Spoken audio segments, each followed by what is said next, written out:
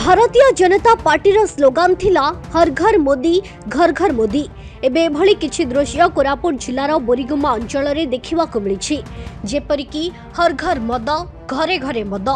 बोरीगुमा अंचल ग्रामांचल एबे जेउठी देखिबे सेठी Bihari pouch mother पसरा।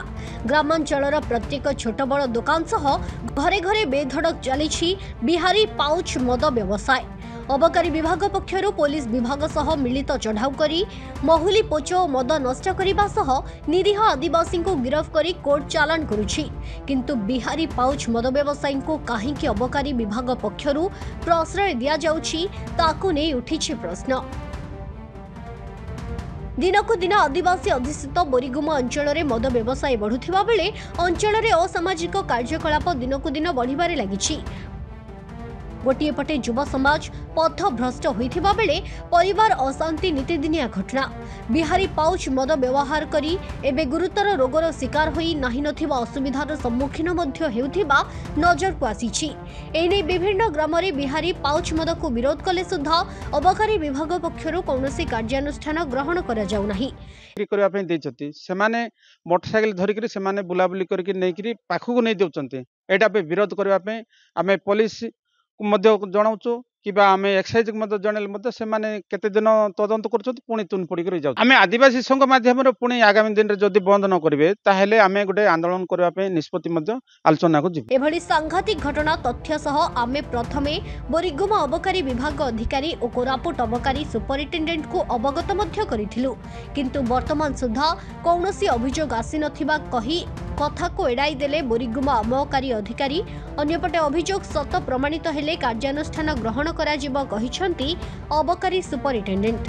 तेबे एभली घटना दीर्घ दिन धरी चालुथिबा बेले विभागीय अधिकारीक सह मद व्यवसायीक मधुचंद्रिकार कारोबार चालुथिबा साधारण रे मत प्रकाश पाइछि। आपण मानको माध्यम रे आपणकर माध्यम रे मु एथिकी जणाउछि समाज को ए जो आगो को जो पुड़ी मदर बहुल भाव रे प्रसार होउछि दिनको दिन जो होउछि कोरापुट जिल्ला रे बड़े चिंताजनक एवं उद्वेगजनक परिस्थिति वर्तमान कोरापुट जिल्ला रे तैयारी हिछि एवं बहुत माँ भौणी अल्प बयस विधवा हो जाउछन्ति, पिला माने अनाथ हो जाउछन्ति।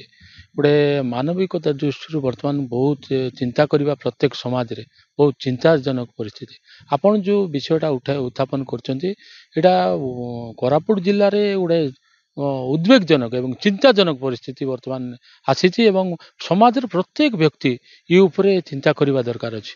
मु एई परिप्रेक्षी रे आपण जो कथाटा कहउछन्ति गाँ गाँ रे वर्तमान जो पुड़ी मदर बहुल भाव में जो प्रसार होउछि एवं तांकु जो प्रोत्साहन दउछन्ति आनिकी जो बिक्री बटा करूछन्ति ताकू सरकारी स्तर रे कोंतु एक्साइज स्तर होंतु ताकू किपरि दृढ़ भाव में ताकू चढ़ाऊ हबो, ये मद किपरि ताकू बंद करा जिवो एवं ये जो अनाथ हो जाउछन्ति निरीह आदिवासी माने होंतु आमर अन्य जातिर लोक माने मध्य होंतु समाज रे जो गोटे कुप्रभाव पड़ुछि। तेणु मु भाबुछि ये जिनस को हृदय साथ समस्त चिंता करने दरकार अच्छे एवं समाज को गोटे भल वार्ता एवं भल चिंताधारा नहीं आग को जीवा यही परिप्रेक्षी आपण मानक ये कहूँ ये उपरे जदि आपण आम चिंता करवा विगत दिन से कोरापुट जिले में महुली मदर बहुल भाव में प्रसार होता सरकार चिंता कले ता भी खराब होउछि। आमर लोक मान लाइसेंस प्राप्त गुड़ाए दुकान सरकार राजस्व नारे खोलिले किंतु जहाँ भी सरकार जहाँ भी नियम थिला वर्तमान देखा जाउछि नियम ठीक भाव में पालन कराने आमे जहाँ अनुभव करुचु आम तल श्रेणी जो द्वारा आज बहुल भाव में जो पुड़ी मदर व्यापक भाव में होउछि बिक्री होउछि। तेणु मु भाबुछि विभाग निश्चय चिंता करबा दरकार अछि आउ ई उपरे किपरि बंद हवा दरकार अछि।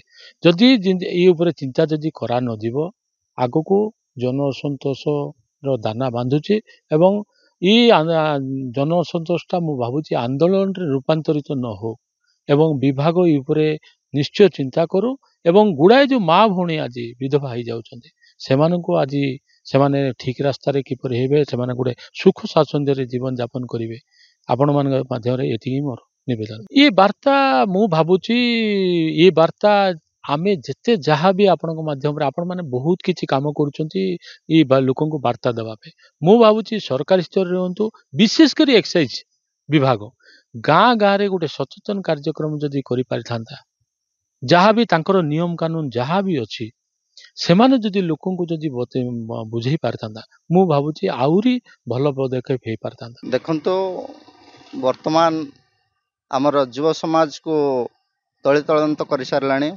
ଆମର ଦେଶୀ ପୋଡ଼ି ମଦ, ତାକୁ ପୋଡ଼ି ମଦ କହୁଛନ୍ତି।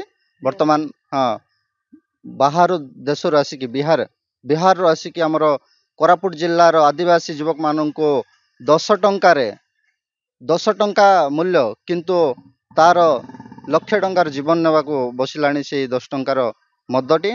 ବର୍ତ୍ତମାନ ମୁଁ ଏହାକୁ ଦୃଢ଼ ବିରୋଧ କରୁଛି। ଗାଁ ଗାଁରେ କାହିଁକି ବିକୁଛନ୍ତି ସେମାନେ? ଗାଁ ଗାଁରେ କାହିଁକି ବିକୁଛନ୍ତି? ଆମେ ଏହାର ବିରୋଧ କରୁଛୁ। ଆଉ ଯଦି ଯଥାଶୀଘ୍ର ଏହାର ବନ୍ଦ କରା ନଯାଏ ତ ଆଗାମୀ ଦିନରେ ସେଇଠି ଆମେ ବିରୋଧ କରିବୁ ଏହାର। ଆଉ ଦେଖନ୍ତୁ, ଆମର ଅବକାରୀ ବିଭାଗ ଅଛନ୍ତି ନାମମାତ୍ରକୁ, ତାଙ୍କର ଅଣ୍ଡରରେ ଯେଉଁ ବିହାରୀ ଭାଟି ଯିଏ ଚଲାଉଛନ୍ତି ତାଙ୍କ ଅଣ୍ଡରରେ ଅଛନ୍ତି। ତାଙ୍କେ ଯାହା କହିବେ ତାଙ୍କେ ସେୟା କରୁଛନ୍ତି, ପଇସା ନେଇକି କରୁଛନ୍ତି। ଆଉ ଆମର ଯିଏ ସାଧାରଣ, ସିଏ କିଏ ଟିକେ ସ୍ୱଳ୍ପ ବିକୁଛି, କିଏ ଟିକେ ନିଜେ ଟିକେ ଖାଇବା ପାଇଁ ତାଙ୍କୁ ଇଏ କରୁଛନ୍ତି। ଆଙ୍କର ମଦ ନ କିଣିଲେ ସେମାନଙ୍କୁ ମିଛ କେସ୍ରେ ଆମର ଅବକାରୀ ବିଭାଗ ଧରିକି ଆଣୁଛି। ସପ୍ତାହେ 2 ସପ୍ତାହ ଖଣ୍ଡେ ମିଛ କେସ୍ରେ ତାକୁ କେସ୍ ଲଗାଉଛି ଆଉ ତାଙ୍କୁ ହଇରାଣ କରୁଛି। କୋରାପୁଟରୁ କରୁଣା ମହାନନ୍ଦିଆଙ୍କ ରିପୋର୍ଟ, ଫୋକସ୍ ପ୍ଲସ୍।